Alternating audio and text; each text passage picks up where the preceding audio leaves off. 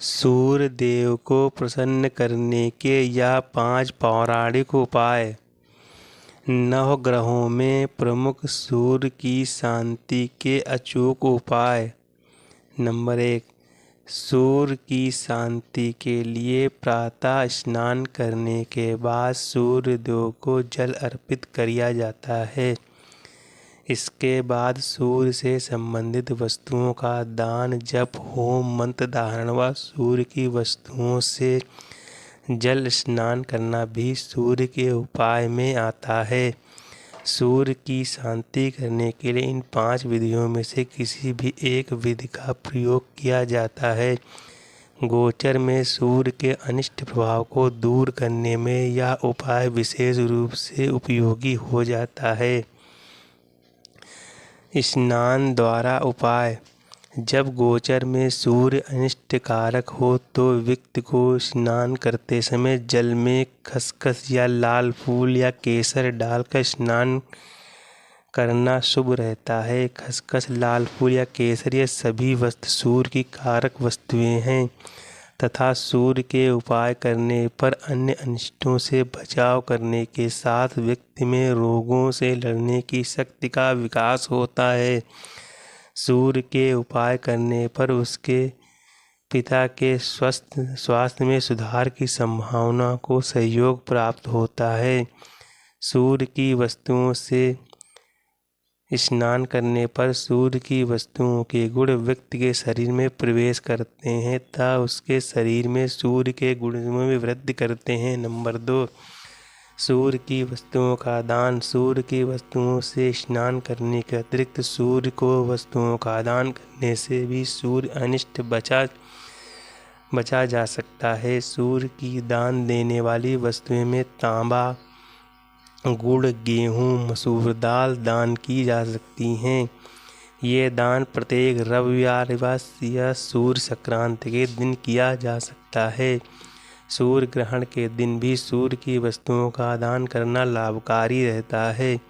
इस उपाय के अंतर्गत सभी वस्तुओं का एक साथ भी दान किया जा सकता है। दान करते समय वस्तुओं का वजन अपने सामर्थ्य के अनुसार लिया जा सकता है।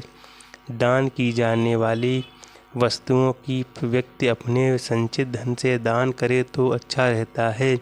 जिसके लिए दान किया जा रहा है उसकी आय कम होने या अन्य किसी कारण से अगर यह स्वयं वस्तु नहीं ले सकता है तो उसके परिवार का कोई भी निकट व्यक्ति भी उसकी ओर से दान कर सकता है।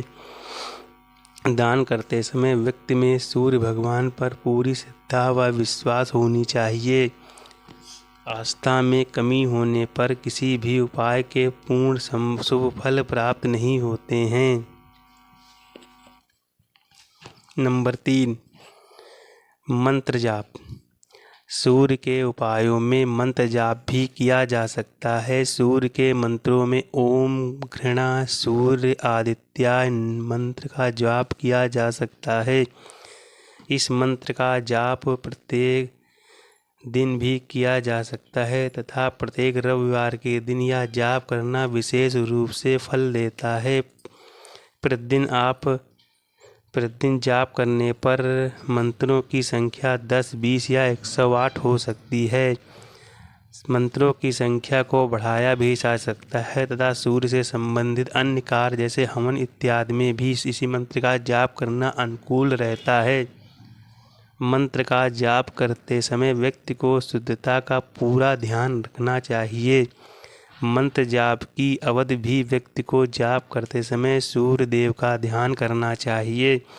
मंत्र जाप करते समय एकाग्रता बनाए रखना चाहिए। इसके मध्य में उठना हितकारी नहीं रहता है।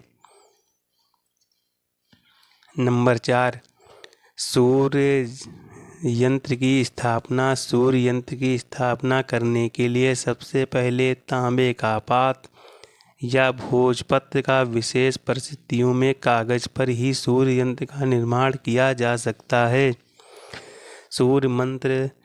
सूर्य यंत्र में समान आकार के 9 खाने बनाए जाते हैं।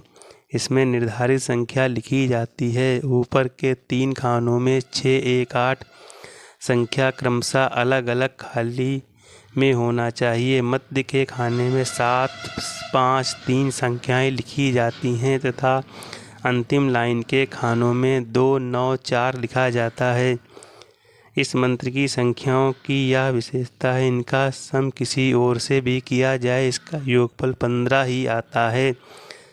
संख्याओं को निश्चित खाने में ही लिखना चाहिए। तांबे के पत्र पर या खाने बनवाकर इसमें संख्या लिखवाना लेनी चाहिए या फिर भोजपत्र या कागज पर लाल चंदन केसर कस्तूरी से इन्हें स्वयं ही बना लेना चाहिए।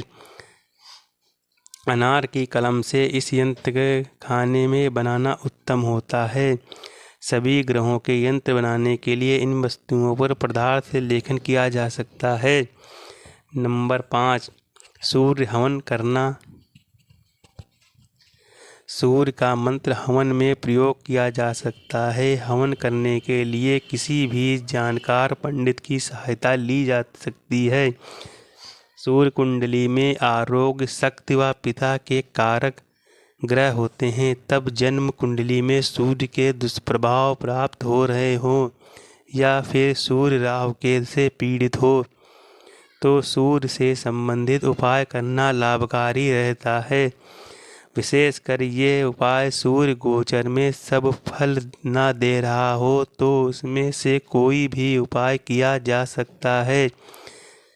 इसके अलावा जब सूर्य गोचर में छठे घर के स्वामी या 7वें घर के स्वामी पर अपनी दृष्टि डाल उसे पीड़ित कर रहा हो तब भी इन उपायों करने से व्यक्ति के कष्टों में कमी होती है। जय सूर्यदेवाय नमः।